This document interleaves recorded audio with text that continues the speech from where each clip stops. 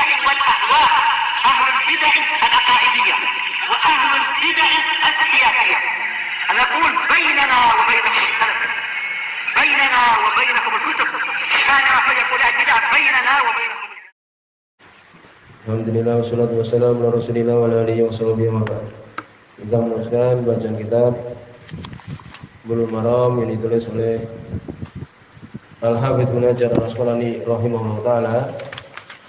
Kita sudah menyelesaikan bab yang keempat, bab sutratul musolli, bab sutrah atau pembatas bagi orang-orang yang sholat. Sebutkan hukumnya ulama adalah wajib sutra tersebut, walaupun jumhur ulama berpendapat sunnah muakkad saja. Sebutkan pada pertemuan lewat bahwa khot atau garis tidak cukup. Yang sebagian kan itu, sebagian masjid dibuat garis, itu tidak cukup sebagai sutra. Ya, walaupun sebagian ulama mengatakan cukup, sebagaimana riwayat Imam Ahmad, tapi dhaif. Demikian juga disebutkan memotong sholat, ini membatalkan sholat. Yang benar adalah membatalkan sholat. Yaitu apa? Perempuan sudah haid, demikian juga keledai, demikian juga anjing yang hitam. Berikutnya kita masuk bab yang kelima. Babul hasu. Kalau dia sebagai mutabilah, babul hasi alal khusyu'i fi sholati. Bab anjuran untuk khusyuk di dalam sholat. Maka di sini beliau akan menyebutkan hadis-hadis yang berkaitan tentang khusyuk. Karena seorang itu ketika sholat dalam keadaan khusyuk. Disebutkan dalam Tawdihul Ahkam oleh Syekh Abdullah Al-Bassam, ya khusyuk disebutkan oleh qala jama'atun minas salaf, yakni sekelompok dari salaf mengatakan al-khusyuk fi sholat as-sukun fiha. Tenang. Khusyuk ketika sholat itu adalah tenang di dalamnya. Wakala Bagawi berkata Bagawi al-khusyuk fil badan wal basar wa saut. Saya tulis khusyuk itu dalam hal badan, demikian juga pandangan, demikian juga suara. Khusyuk. Tentu saja hatinya khusyuk juga kan. Kemudian juga qala Abu Syima wa tadallul wa tawaddu lillah bil qalb wal jawarih. Dilengkapi ini. Ya, ini tepat insyaallah. Tadallul merendahkan diri dan tawadhu kepada Allah dengan hati dan anggota badan. Ini lebih tepat lagi. Merendahkan diri, demikian juga tawadhu kepada Allah dengan hati dan anggota badan jawarih. Wala Ibnu Qayyim berkata Ibnu Qayyim rahimahullah ini di Tawdihul Ahkam. Jima'ul khusyuk, kumpulannya khusyuk itu apa? Wa tadallul lil amri wal istislam lil hukmi wal insyaf lil haqqi. Merendahkan pada perintah, yang merendahkan tunduk kepada perintah Allah Subhanahu wa taala. Istislam, pasrah kepada hukum Allah Subhanahu wa taala. Wal insyaf lil haqq, demikian juga memperhatikan, memperdulikan kepada kebenaran. Wa yatalaqal amr bi qabul wal iqyad. Maka bertemulah ya perintah itu dari Allah Subhanahu wa taala dengan penerimaan dan melaksanakan. Yaitu ini sebagian mereka menyebutkan demikian tentang ya khusyuk itu. Kemudian juga disebutkan Ibnu Qayyim boleh mengatakan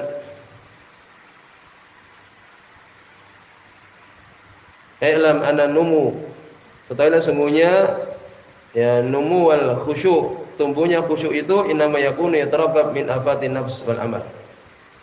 Ya. Yani tumbuh khusyuk itu dengan menghilangkan kekurangan-kekurangan hati. Demikian juga amalan. Apabila tampak di situ kekurangan pada diri dia, ya. Kemudian dia menghilangkannya, maka muncul di situ. Kemudian juga disebutkan untuk menjauhi dari sifat kibir, sombong, wa ujub, merasa bangga, wa riya, wa dha'fu sidq, lemahnya jujur, wa qillatul yakin, kurangnya keyakinan. Ya demikian. Dan menjauhi hal-hal tersebut. Kemudian juga ya sebutkan juga oleh Ibnu Qayyim di tempat yang lain. Al-khusyuk, khusyuk itu adalah qiyamul qalb baina yaday Rabb. berdirinya hati, tegaknya hati di depan Allah Subhanahu wa taala bil khudu, dengan tunduk, wadul, merendahkan diri, wal jam'i alaih, dan mengumpulkan keduanya. Yang mengumpulkan ini semua. Jadi khusyuk itu adalah apa? Hati yang dia itu benar-benar tegak di hadapan Allah Subhanahu wa taala dengan merendahkan diri. Kemudian jadi perselisihan para ulama, khusyuk sendiri yaitu adalah rohnya salat. Rohnya salat itu adalah khusyuk, itu merendahkan diri. Hatinya, ya demikian juga anggota badannya. Apakah itu wajib atau sunnah? Ya, kesimpulannya adalah apa? Itu adalah sunnah saja. Ya, itu adalah sunnah. Ada yang mengatakan itu wajib, tapi yang benar adalah itu adalah sunnah. Dalilnya diantaranya, ya diantaranya di Abu Hurairah radhiyallahu anhu yang dibawakan oleh Imam Muslim rahimahullah taala. Bahwa Nabi SAW mengatakan, fa idza qada taswib aqbala syaitan. Ya, apabila selesai dari adzan tersebut, maka datanglah syaitan. Hatta yaqdur bainal mar'i wa nafsihi. Ya, ini ketika sudah selesai adzan, ya demikian juga iqamat, kemudian apa? Salat, maka syaitan pun datang, masuk ke hati seseorang tersebut. Udhkur kadza, udhkur kadza. Ingat ini, ingat itu. Hatta yadil ar-rajul la yadri kam shalah. Ketika selesai iqamat, mulai salat, syaitan datang. Sampai dia enggak tahu berapa dia telah salat, berapa rakaat, enggak tahu dia. Ya, fa idza wajada dzalika ahadukum, apabila salah seorang kalian mendapatkan demikian ini, fal yasjud sajdataini wa jalis, maka sujudlah 2 kali sujud dalam keadaan duduk, ini sujud sahwi. Ini berarti menunjukkan apa? Tidak membatalkan salat. Ya, tidak membatalkan salat. Kalau itu membatalkan salat, karena waktu itu salat dia sampai lupa, setan bilang ini dan itu dia ingat, memikirkan dunia dan sebagainya, ya, sampai salatnya enggak tahu berapa rakaat. Ini saya apa? Tidak perlu sujud sahwi. Tapi dengan sujud sahwi ini, ya menunjukkan bahwa tersebut tidak membatalkan salat. Demikian juga disebutkan, ya, Umar bin Khattab radhiyallahu anhu, beliau menyiapkan pasukannya ketika salat. Dalam Sahih Bukhari disebutkan, pernah lewat. Ya, namanya orang mungkin banyak kesibukan, beliau waktu itu sampai beliau mengatakan, aku mempersiapkan pasukan ketika sholat. Bukan terdesak sekali sampai ketika sholat itu beliau memikirkan masalah itu. Kalau itu membatalkan, niscaya beliau akan tidak meneruskan sholat tersebut. Kan itu, insya Allah adalah demikian. Ini khusyuk, itu adalah sunnah. Dan untuk kita berusaha ketika sholat dalam keadaan khusyuk.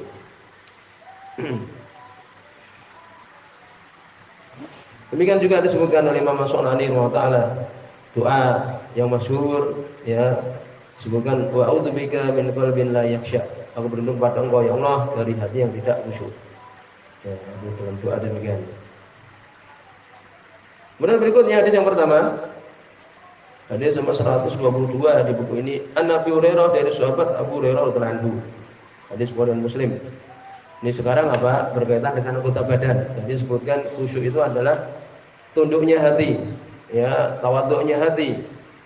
Demikian juga anggota badan, kan demikian. Atau yang mengatakan hati, kemudian pandangan, demikian juga, ya, disebutkan, ya, selain hati, demikian juga anggota badan, demikian, ya, demikian juga pandangan, demikian juga suara, kan itu. Di sini yang berkaitan dengan anggota badan. Ketika sholat, dalam keadaan benar-benar menunjukkan orang yang sholat, bukan kemudian dalam keadaan meletakkan tangannya di pinggangnya. Ya, ini yang disebutkan. Hadis yang pertama, ini khusyuk anggota badannya. An Abi Hurairah radhiyallahu anhu, dari sahabat Abu Hurairah radhiyallahu anhu, beliau mengatakan, nah Rasulullah sallallahu alaihi wasallam belum melarang ayyusalli ar-rajul, untuk seorang laki-laki salat muqtasiron, dalam keadaan muqtasiron. Ya, disebutkan muqtasiron yaitu apa? Yaitu meletakkan tangan di pinggangnya atau sebagian disebutkan di perutnya. Ya, istilah kita pedendeng-pedendeng, ya, demikian. Ini bukan hayat atau keadaan orang yang sholat. Orang yang sholat tunduk pada Allah Subhanahu wa taala. Hati, pandangan, dengan demikian juga suaranya dan anggota badannya. Ini malah menunjukkan orang yang sombong.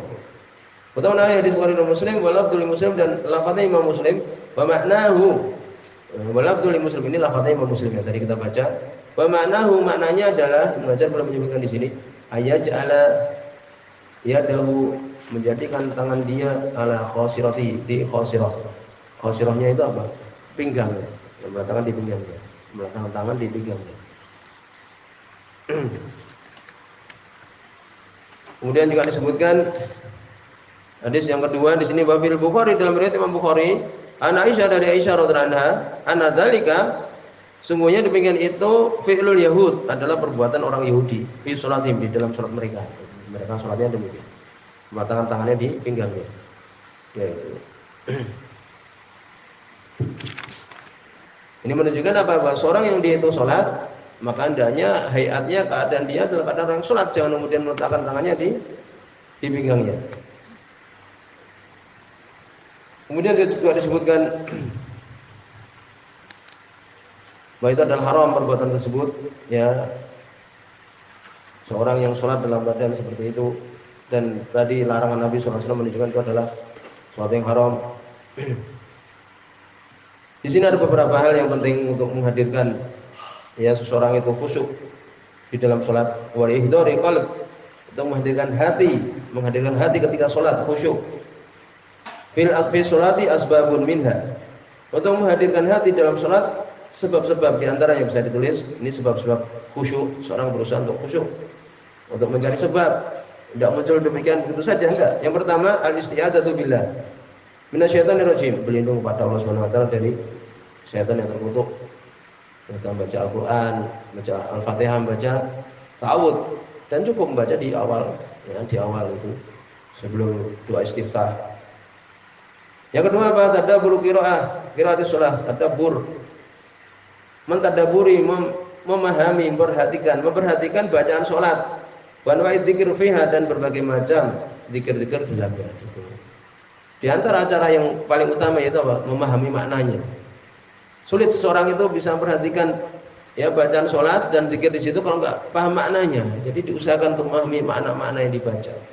Baik itu ayat Al-Qur'an ya ataupun Al-Fatihah. Kalau kita mau bicara ya bisa melihat di tafsir-tafsir Al-Qur'an. Iyyaka na'budu wa iyyaka nasta'in. Kalau belajar nahwu iyyaka dahulukan maf'ul bih, di sini iyyaka menunjukkan apa? Hasr, hanya kepada Engkau. Ya, ini pengkhususan hanya pada Engkau ya Allah kami menyembah, dan hanya kepada Engkau ya Allah kami minta pertolongan. Demikian juga yang lain. Yang ketiga adalah istihdaru azamatillahi taala, menghadirkan keagungan Allah Subhanahu wa taala pada hatinya. Allah agung. Ya, aku ini lemah. Allah Maha perkasa. Urusan dunia yang aku tinggalkan semua itu rendah di sisi Allah Subhanahu wa taala. Yaitu. Wa nal musalli yunajihi mutawajjihan ilaih, dan orang yang salat berbisik dengan Allah Subhanahu wa taala, ya, menghadap pada Allah Subhanahu wa taala. Yang keempat, ma'rifatu dhafil insan, ini kebalikannya, mengenal kelemahan dirinya. Wa faqri, dan kefakiran dia. Wa ruku'ihi wa sujudihi, fi halati ruku'ihi, ketika rukuk, ketika sujud. Li jalalillah, terhadap keagungan Allah Subhanahu wa taala. Coba kalau kita sujud mengatakan subhana rabbil a'la, maha suci zat yang maha tinggi, kita meletakkan kepala kita di tempat paling rendah di tanah. Saya mengatakan maha suci zat yang maha tinggi. Ya itu. Kemudian kelima, hasrun nadharihi bi mawdi' sujudihi. Nah, ini juga menolong mengarahkan pandangan dia ke tempat sujud. Nah, itu. Walaupun tidak ada dalil khusus ya, boleh di depan langsung atau tempat sujud. Fawali wajhaka syatral masjidil haram, hadapkan wajahmu ke arah Masjidil Haram, ke depan. Kalau ke atas akan datang larangan. Bahwa ditakutkan untuk bisa membuat dia buta. Ya, jangan ke arah atas, ke depan atau ke tempat sujud. Adapun ketika tahiyat mengarah ke jari telunjuk kita, yaitu yang kanan. Kemudian keenam, alayadul shalah wa huwa yudafi'u akhbathan. Ini juga jangan dia masuk salat dalam keadaan menahan berak dan kencing. Demikian juga bihadrati ta'am, menunggu makan. Nah, jangan. Ya ini di antara hal yang mendukung untuk khusyuk ketika salat. Nanti akan disebutkan juga oleh beliau ya tentang masalah ini. Hadis-hadis yang menyebutkan masalah ini. Yaitu. Salat demikian sampai di sini. Subhanallah.